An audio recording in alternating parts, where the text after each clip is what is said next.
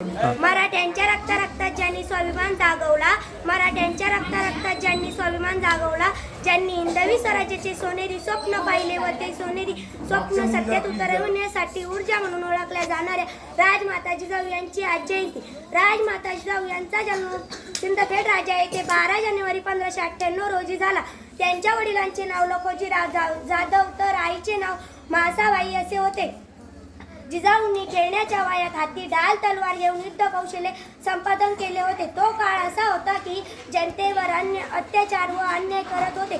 आया बहिणीच्या अब्रूवर हात घालत होते. हा अत्याचार कुठेतरी मुळापासून थांबला पाहिजे असे जिजाऊंनी आणि अत्याचार करणाऱ्याने 10 वेळा विचार करून अत्याचार करावा पाहिजे असे जिजाऊंना वाटत होते. लहान वयात जिजाऊंचे लग्न शहाजीराजे भोसले यांच्याशी झाले. जाधव व भोसले या दोन्ही घराण्यातील पराक्रमाची परंपरा जिजाऊंकडे होती. जय भारत.